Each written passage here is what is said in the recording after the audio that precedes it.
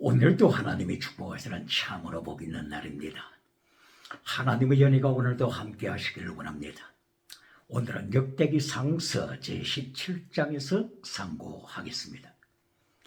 역대기상서 제17장에서도 하나님의 종교 계획은 계속됩니다. 하나님께서 역대기상서 제17장을 통하여 종교 계획하실 때 하나님의 3단계 메시지를 강조하십니다. 하나님의 3단계 메시지를 통하여서 하나님께서는 오늘도 종교 계획을 이루어 가십니다. 역대기상서 제13장 그리고 14장, 15장, 16장을 통하여서 하나님께서는 하나님의 법궤를 어깨에 메고 가라, 나사 메고 가라고 명령하셨습니다. 이것이 하나님의 메시지 제 첫째 강조하신 말씀입니다. 하나님의 법궤를 메고 가라고 하는 이 말씀은 곧바로 네 십자가를 지고 가라, 예수님의 고난에 참여하라, 마태복음 16장 24절 이하를 강조하는 것입니다. 바로 그것은 마가복음에서는 8장 34절, 누가복음에서는 9장 24절, 요한복음에서는 12장 24절, 그리고 요한복음 21장 18절 이하를 통하여 네 목숨을 주님을 위하여 바쳐 네 십자가 지고 주님을 따르라. 이것이 예수님을 따라가는 제자의 도리다 말씀하신 것처럼 역대기상서 13장, 14장, 15장, 16장을 통하여 하나님의 법궤를 이동할 때, 수레를 이용했을 때 하나님께서 철저하게 심판하시고 페레스, 우사, 페레스 찢으시다, 페레스, 우사를 찢으시다. 그리고 이것을 15장 역대기상서 15장 13절에서는 다윗 왕이 고백하기를 하나님께서 우사만 찢으신 것이 아니고 우리를 찢으셨다. 우리를 찢으셨다. 페레스 데이비드, 페레스 이스라엘, 페레스 처치, 페레스 처치, 교회를 심판하시고 하나님의 말씀을 불순종하는 다윗과 이스라엘을 심판하신 것을 다윗이 고백한 것입니다. 이것이 제1단계 하나님의 메시지입니다. 그리고 17장에서 제2단계 메시지로 하나님께서 땅의 복, 성전을 건축하는 복을 허락하십니다. 성전 건축, 바로 여기에 대하여서 다윗이 나단 선지자와 함께 의논하고 있었을 때, 바로 그날 밤 하나님께서 나단 선지자를 통하여 하나님의 뜻을 보여주셨습니다. 말씀의 계시, 꿈속의 계시가 아니고 여기서는 말씀의 계시, 계시의 말씀, 계시의 말씀이 나단 선지자에게 임했습니다.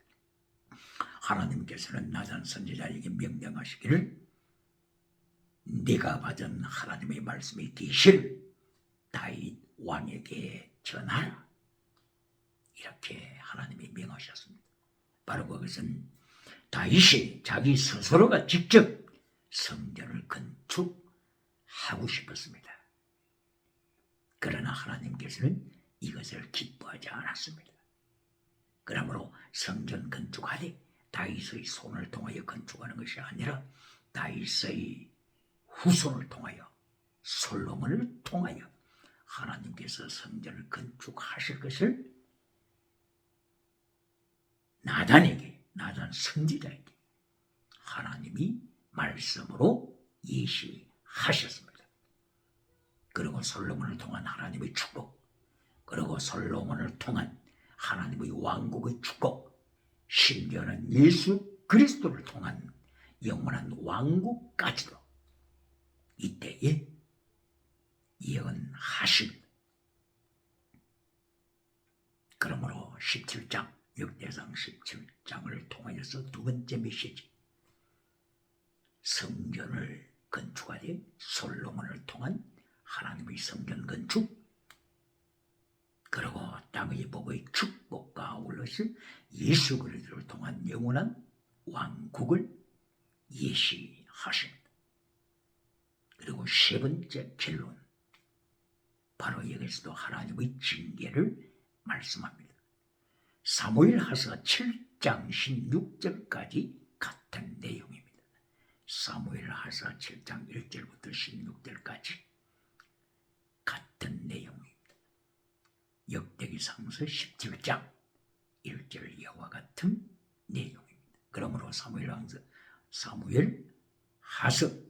7장 14절 15절에서 솔로몬을 통하여서 성전을 건축하는데, 하나님의 역사가 솔로몬을 통하여서 일어나는데, 만약에 범죄할 때, 하나님 앞에 솔로몬이 범죄할 때 사람의 채찍, 인생 채찍, 사람의 막대기로 징계할 것을 하나님께서 경고하십니다. 사울이 범죄할 때 사울에게서는 헤세드, 하나님의 영원한 언약의 사랑을 사울 왕에게서는 빼앗아버렸는데, 사울 왕에게 빼앗은 헤세드 사랑을 솔로몬에게서는 빼앗지 않겠다. 그러나 죄를 범할 때 징계한다. 인생 채찍으로 징계한다. 세 번째 메시지가 하나님의 징계입니다. 하나님의 징계를 통하여서 하나님께서는 하나님의 뜻이 하늘에 이루어진 것처럼 이 땅이 이루어지도록 역사에 가시는 것입니다. 그러므로 질문합니다. 오늘도 메시지 결론에서 하나님의 3단계 메시지 결론을 잘라버리고 진리, 십계명 잘라버리고 땅의 복으로 결론 맺는 메신저가 있습니까? 환난 피하여 천국 가서 근면류관 받으라고 하는 번영주의 메신저가 있습니까? 성공주의, 물량주의 메신저가 있습니까? 역대기 상서 17장을 통하여서도 하나님께서는 하나님의 3단계 메시지로 종교개혁하십니다. 21세기는 하나님의 종교개혁에 참여해야 합니다.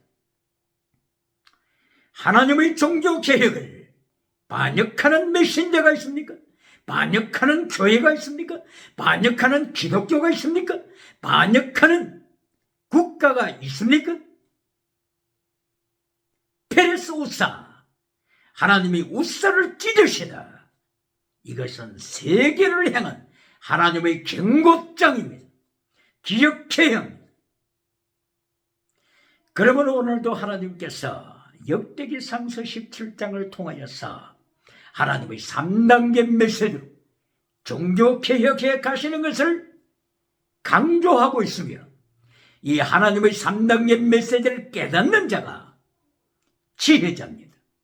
하나님의 3단계 메시지를 깨달을 뿐만이 아니라 이것을 선포하는 자가 지혜자입니다.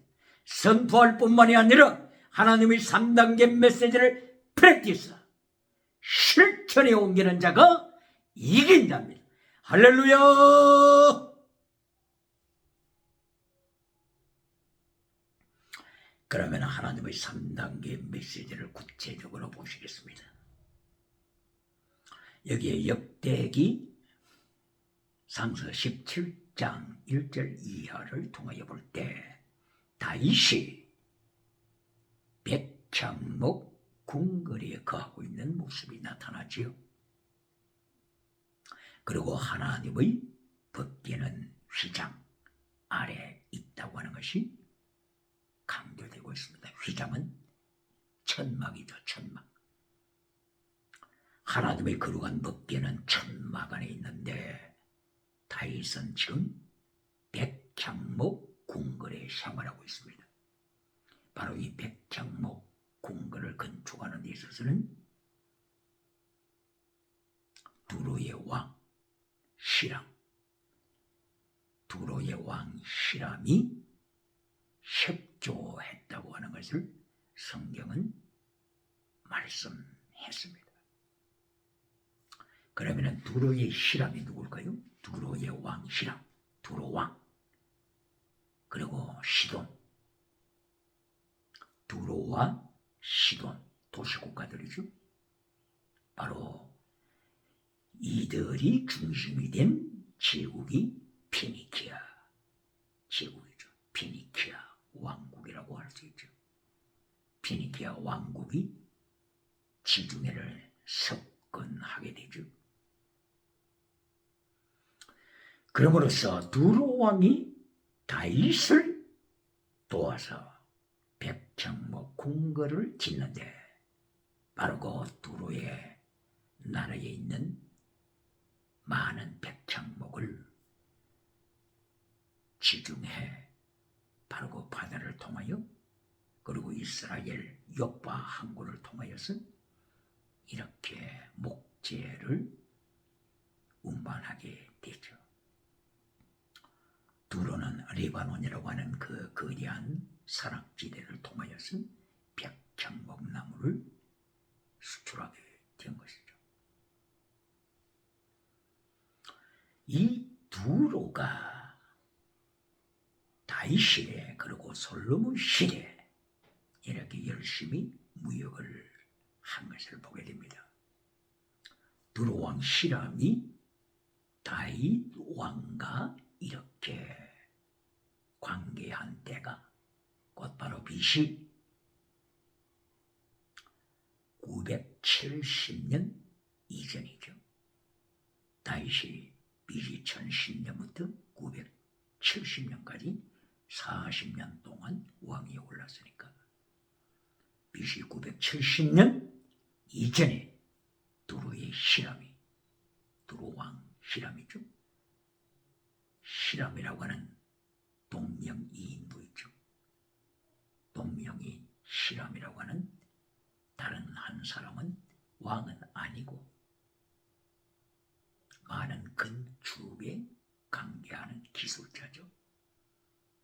여기에 나타나는 두로 왕 히람, 히람이 이렇게 BC 970년 전에 다윗과 연합하여서 무역에 협조하고 다윗의 궁궐을 건축하는 데 협조하고 심지어는 솔로몬이 건축할 때 히람이 협조했죠. 두로와 시도, 이리하여 두로와 시도는 피니키아 국가로 발전하게 되고 왕국으로 발전하게 되면서 지중해 전체를 통한하는, 지중해를 다스리는 이런 무역 국가로 발전하게 됐죠. 그러나 BC 264년도에 포에니 전쟁이죠. 피니키아와 로마와 사이의 전쟁, 포에니 전쟁을 120년 동안이나 했을 때 결론적으로는 포에니 전쟁에서 피니키아가 패배하게 되죠. 그리하여 피니키아는 이제 역사에서 사라지게 되죠. 로마가 제국으로 등장하죠. 바로 이렇게 피니키아가 멸망하게 된 과정에 있어서 에스겔 선지자를 통하여 하나님께서 예언토록 하셨죠. 에스겔서 28장 이하 등등을 보게 되면 에스겔 선지자가 피니키아를 향하여 두로와 시돈을 향하여 강력하게 심판을 예고하죠. 두로야, 시돈아, 피니키아야, 너희가 하나님 앞에서 지중해 바다의 중심에 섰다고 주장하면서 지중해 바다 중심에서 너 자신이 신이라고 창조주라고 자만하는 너희들을 하나님께서 심판하실 것이다.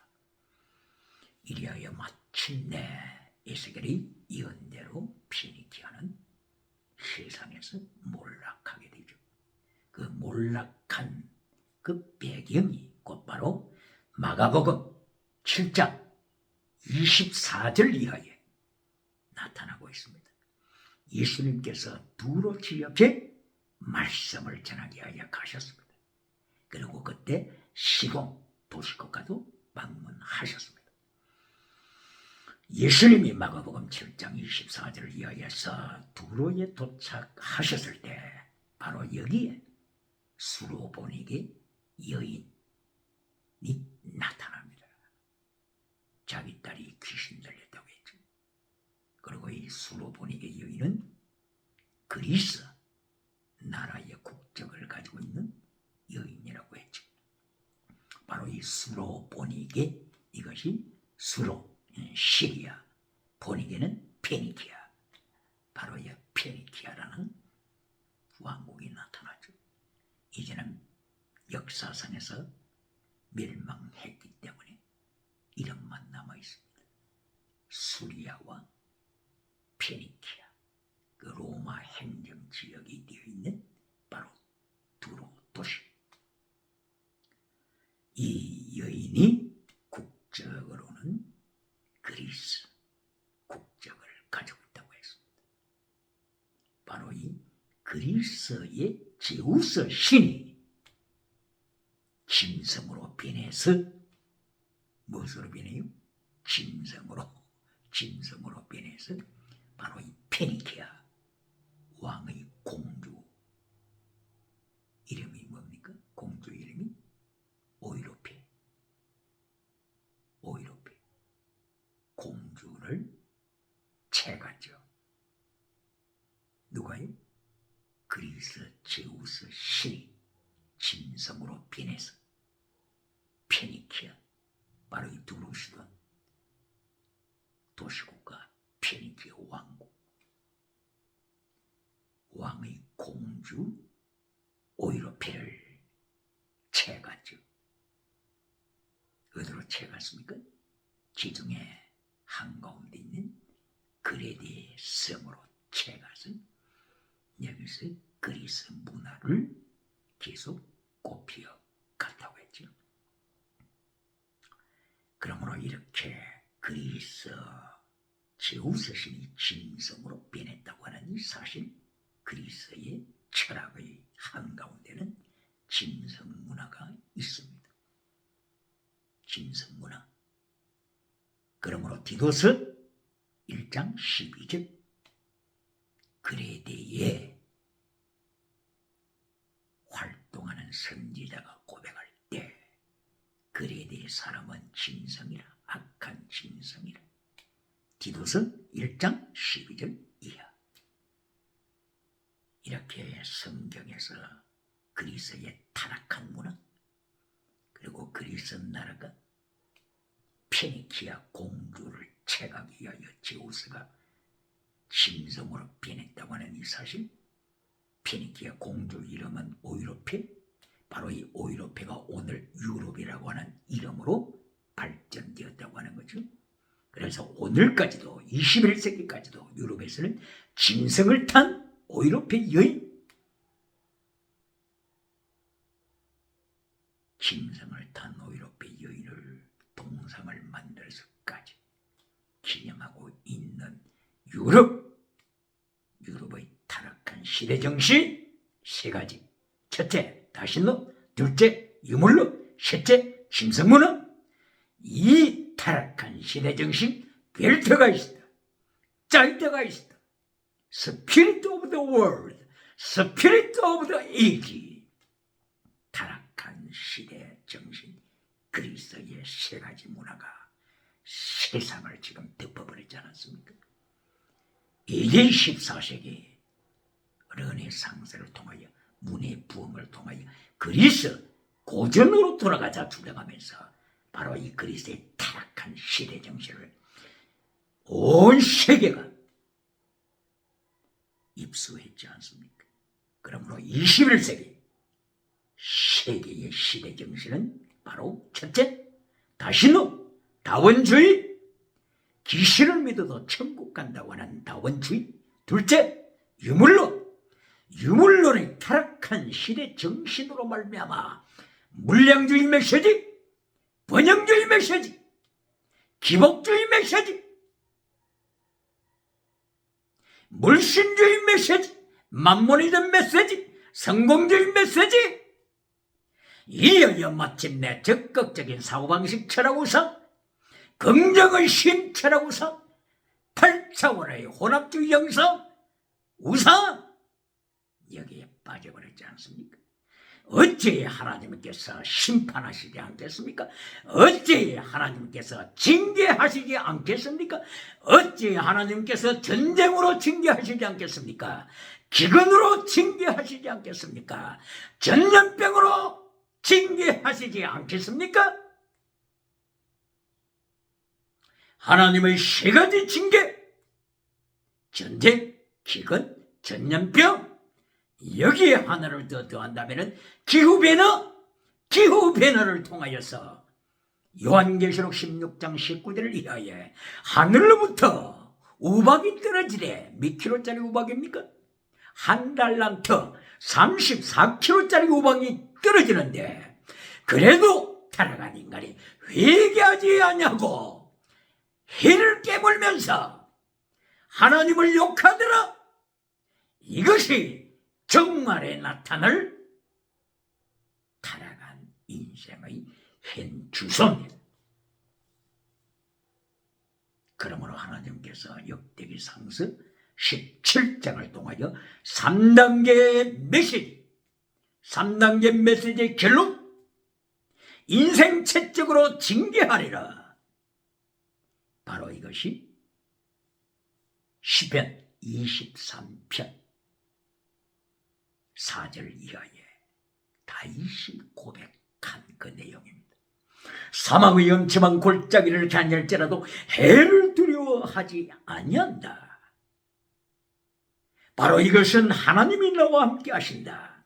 하나님께서 지팡이와 막대기로 나를 안위하시도다. 지팡이와 막대기, 이것이 하나님께서 세계를 통치하시는 방법입니다. 지팡이 쉐베트, 징계입니다. 지팡이 쉐베트, 징계입니다. 그리고 막대기 미세나, 이것이 하나님의 은총입니다.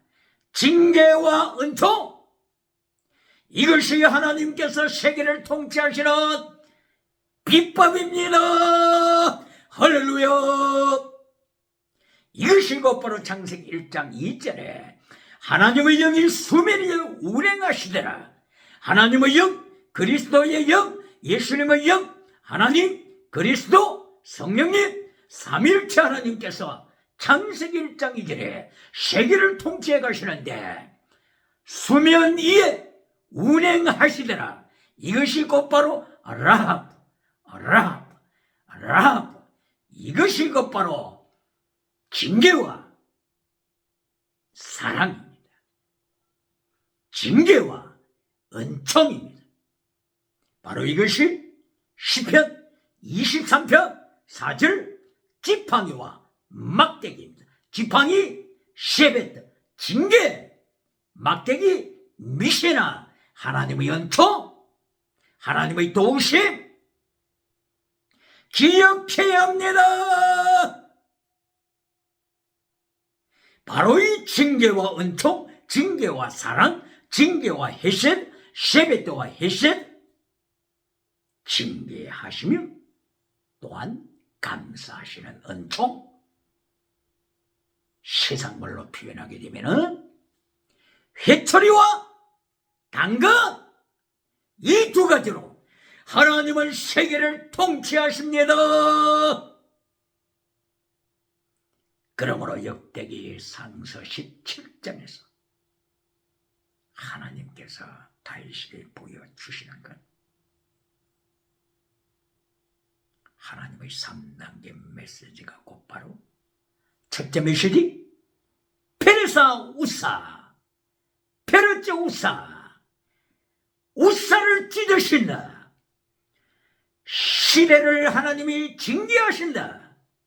이것이 첫째 하나님의 미션. 두 번째, 땅의 복. 솔로몬을 통하여 성전을 건축하신다. 땅의 복. 세 번째, 솔로몬이 범죄하며 인생 채찍으로 징계하신다. 바로 이 인생 채찍으로 징계하실 때 이것이 쉐벳, 사람의 사람의 매, 이것이 쉐벳. 시편 23편 4절에 있는 바로 그 쉐벳. 시편 23편에서는 지팡이로 나왔죠. 지팡이 쉐벳. 사람의 매로 징계하신다. 바로 이것이 사무엘하서 7장 14절, 사람의 매로 징계하지만은 사울 왕에게서 빼앗았던 헤세드, 은총, 사랑은 빼앗지 아니하리라. 할렐루야.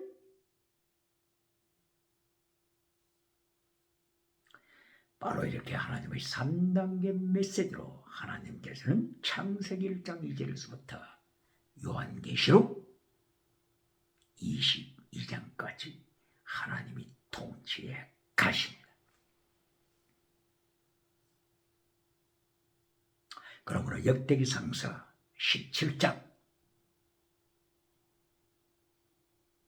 1절 이하를 통하여서 다윗이 나단과 함께 이야기를 나눌 때 다윗 스스로가 이제는 하나님의 축복을 받았으니 내가 성전을 건축하리라. 이렇게 했을 때 나단 선지자가 왕이여, 하나님께서 왕과 함께 하시니 마음에 있는 바를 행하소서. 바로 이것은 왕이여 성전 건축하기를 원하시면 지당합니다. 이런 뜻이죠. 바로 그날 밤에 하나님께서 말씀의 계시, 꿈의 계시라기보다는 말씀으로서의 계시, 말씀의 계시가 나단 선지자에게 임했습니다. 그러므로 하나님께서 나단 선지자에게 말씀으로 계시하는 이유는 다윗은 성전을 건축해서는 안 된다. 다윗의 손에는 전쟁의 피가 많이 묻어있다. 그러므로 그의 아들 솔로몬을 통하여 건축할 것이다. 다윗의 몸에서 난 씨를 통하여 제라, 씨를 통하여 건축할 것이다. 그리고 다윗의 씨를 통하여 하나님의 놀라운 왕국의 역사가 이 땅에 펼쳐질 것이다.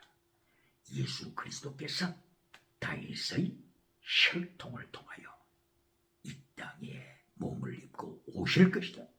예수님이 십자가 지실 것이다. 그리고 예수님께서 피의 은총을 통하여 하나님의 백성을 구원할 것이다. 이리하여 영원한 나라를 예수님께서 준비하신다. 이 엄청난 영원한 계획을 나단 선지자에게 말씀의 계시로 보여주셨고, 나단 선지자에게 명령하시기를 다윗 왕에게 가서 이 말씀 그대로 전해라. 그리고 다윗은 하나님의 계시의 말씀을 그대로 전수받고 하나님 앞에서 종됨을 고백합니다. 이렇게 다윗이 하나님 앞에서 열심히 정치해 나갈 때 시람이라고 하는 페르시아 왕 두로왕이 무역을 통하여 협조했고, 바로 이때가 BC 970년 전이죠. 그런데 세월이 흐르자 두로 왕의 나라 페니키아로 발전하게 되고 페니키아 왕국으로 발전하고 이리하여 지중해를 통치하는 패권을 가져서 페니키아 왕국이 하나님 앞에 교만을 떨자 하나님께서 에스겔에게 말씀을 주어서 에스겔 선지자는 페니키아 나라를 하나님이 심판하실 것을 예언하였죠. 이것이 에스겔서 28장 이하였죠. 하나님께서 페니키아 두로 왕국 철저하게 심판하실 것을 예언한 그대로 페니키아는 역사상에서 사라지게 되죠. 그 바로 사라진 흔적이 예수님께서 마가복음 7장 24절에 두로와 시돈을 방문했을 때 이미 페니키아 왕국은 사라졌고 로마가 이곳을 점령하여 행정적으로 이름이 뭐라고 되어 있어요? 수로보니게 행정구역이 되고 말았습니다. 수로는 시리아, 보니게는 페니키아, 시리아와 페니키아 행정구역이 이렇게 정해졌고 바로 이 두로 땅에 여인이 수로보니게 여인이 살고 있었는데 국적은 그리스 국적을 가지고 있는 딸이 귀신이 들렸더라. 바로 그리스 나라의 타락한 시대정신 귀신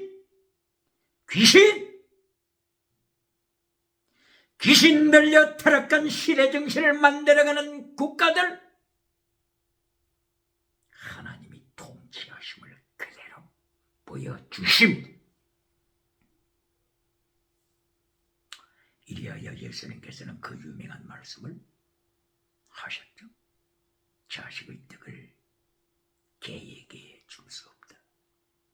이때에 그리스 나라에 속한 수로보니게 여인이 그러나 개들도 주인의 상에서 떨어지는 부스러기를 먹습니다. 이렇게 했을 때 예수님께서는 불쌍히 여기시사 딸에게 임했던 귀신을 말씀으로 고쳐 귀신을 축사 떠나보내셨죠. 바로 이것이 세기의 지혜를 자랑하는 소크라테스, 지혜를 자랑하고 플라톤, 지혜를 자랑하고 아리스토텔레스, 지혜를 자랑하는 그리스가 이렇게 타락한 시대 정신으로 진성 문화로 세계를 끌고 가고 있다고 하는 것을 성경이 고발하고 책망합니다. 오늘도 지식의 우상, 인본주의, 지혜 자랑하는 자 있습니까? 인본주의, 인문학을 자랑하는 자가 있습니까? 어디서 왔으며 무엇 때문에 살며 어디를 향하여 가는지도 알지 못하는 인본주의 철학, 인본주의 지혜, 인본주의 인문학, 인본주의 심리학, 인본주의 프로이드의 타락한 심리학 다 하나님의 말씀 앞에서 심판받습니다. 이렇게 역대기상서 17장을 통하여 하나님께서 3단계 메시지로 통치해 가심을 선포하시고 오늘도 하나님은 3단계 메시지로 종교개혁을 진행해 가심을 선포하는 것입니다. 하나님의 종교개혁, 이것은 하나님의 3단계 메시지를 순종하는 것입니다. 하나님의 3단계 메시지 순종, 이것이 곧바로 마틴 루터 95개 조항 내용입니다. 마틴 루터가 1517년 10월 31일 비텐베르크가 대학교가 있고, 그리고 그 대학교와 함께 비텐베르크 성전이 있죠. 비텐베르크 바로 그 성전 문에다가 95개 조항을 딱 붙여내걸고 종교개혁운동을 불을 붙였죠. 이때의 95개 조항 제1조가 믿음에 관한 것이죠. 마태복음 4장 17절 회개하라 때가 가까웠다. 회개하여 믿음을 참된 믿음, 거짓 믿음 말고 외식 믿음 말고 죽은 믿음 말고 참된 믿음 가져라. 회개하여 참된 믿음 가져라. 마태복음 7장 21절 이하에 나타나는 기적을 행하는 선지자들이 거짓 믿음 말고, 라오디게아의 교회의 거짓 믿음 말고, 기적을 행하는 사대 교회의 거짓 믿음 말고, true faith, 참된 믿음을 가져라. 바로 이것을 통하여 이신칭이 참된 믿음으로 의롭다함을 받는다. 마틴 루터는 믿음을 95개 조에서 제1조에서 강조합니다. 그러나 오직 믿음으로 마틴 루터는 끝났습니까? 아닙니다. 민재의 불을 팔아서 땅의 복으로 주에 나가는 자들을 책망하는 마틴 루터, 그리고 95개 조항의 제94조, 그리고 95조, 바로 결론. 예수님의 고난에 참여하라. 예수님의 죽으심에 참여하라. 예수님의 죽으심에 참여하는 순교신은 예수님의 고난에 참여하는 거룩함. 그러므로 종교개혁 운동가들이 세 가지 모두. 첫째, justified. 둘째, sanctified. 셋째, sacrifice. 바로 이 세 가지. justified. 이신칭의 믿음을 가져라. 거짓 믿음 말고, 외식 믿음 말고, true faith로 이신칭의를 가져라. 로마서 1장 17절. 그리고 두 번째, sanctified. 거룩하라. 데살로니가전서 4장 3절. 하나님의 뜻은 이것이니 너희의 거룩함이라. 왜 이걸 잘라버립니까? 데살로니가전서 4장 3절 거룩하라. 이것을 왜 잘라버립니까? 거룩을 잘라버리고 데살로니가전서 5장 16절 항상 기뻐하라. 성공했으니 기뻐하라. 신용사 받았으니 기뻐하라. 방언하니 기뻐하라. 이렇게 물량주의로, 현실주의로 타락해버리는 기독교! 어찌 이단이 신천지가 설치지 않겠습니까? 하나님의 3단계 메시지 지켜야 합니다. 하나님의 3단계 메시지를 기억해야 합니다. 하나님의 3단계 메시지 첫째, 페레스오사. 하나님의 법궤를 버릴 때, 하나님의 법궤를 수레에 끌고 갈 때, 페레스오사, 하나님이 찢어버리신다. 하나님께서 심판으로 세계를 찢어버리시고 국가를 찢어버리시고 하나님의 백성에게 징계하심을 기억해야 합니다. 다윗이 역대기상서 15장 13절에서 고백한 것처럼 하나님이 우사만 찢으신 것이 아니라 우리를 찢으셨다.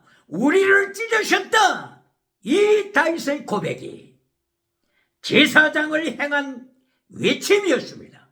레위 지파를 향한 외침이었습니다. 제사장들이여 들으시오. 레위 사람들이여 들으시오. 우사가 새 수레에 하나님의 법궤를 싣고 올 때 어찌하여 제사장은 보고만 있어서, 어찌하여 레위 사람들은 지켜보고만 있어서 민수기 4장 15절, 민수기 7장 9절에 하나님의 법궤는 메고 가라, 제사장이 메고 가라, 고앗 자손이 메고 가라고 했는데 왜 나에게 알려주지 않았어? 왜 나에게 바른 메시지를 선포하지 않았어?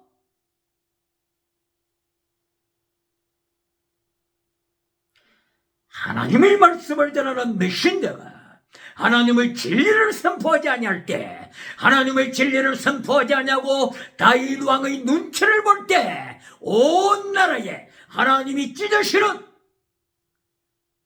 남쪽과 북쪽의 나라를 찢으시는 하나님의 징계가 있다고 하는 것을 경고합니다.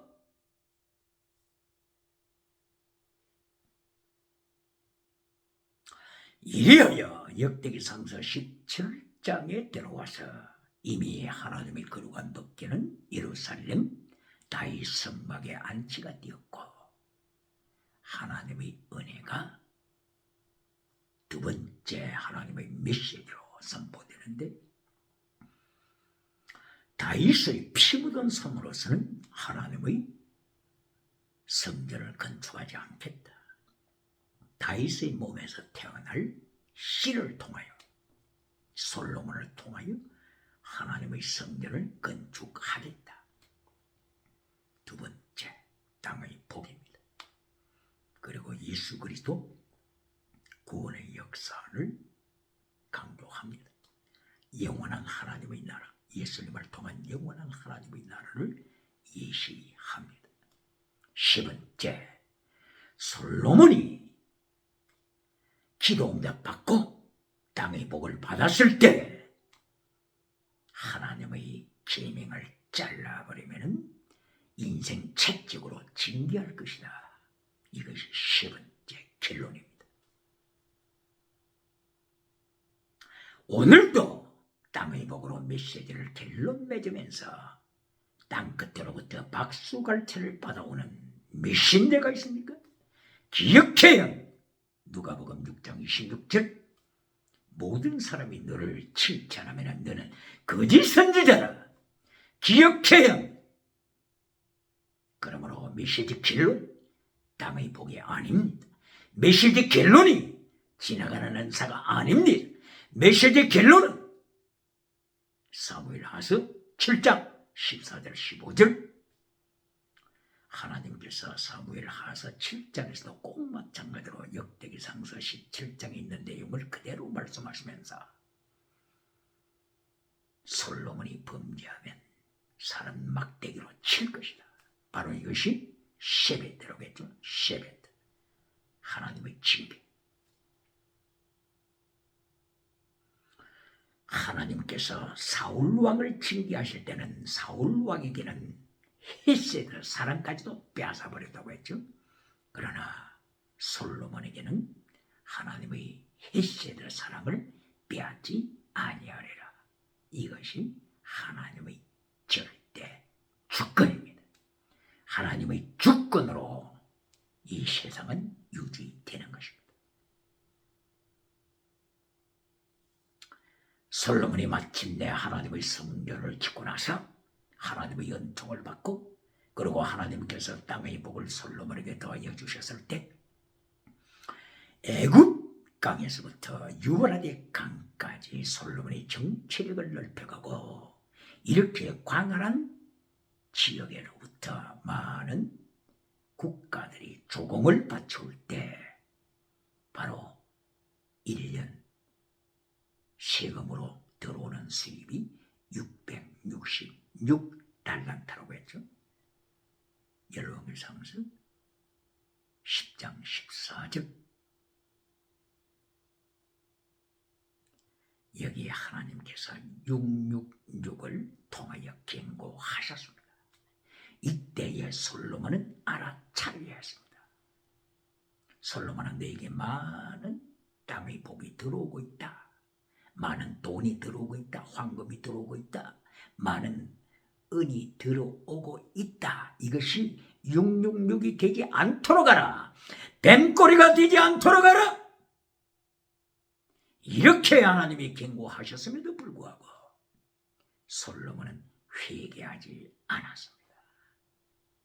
이리하여 성공한 솔로몬, 기도응답 받은 솔로몬, 1000번째 드리고 기도응답 받은 솔로몬, 애국강에서부터 유브라데 강까지 정치력을 넓혀가는 솔로몬이 처와 첩을 1000명이나 두는 우상쟁이로 전락하고 말았습니다.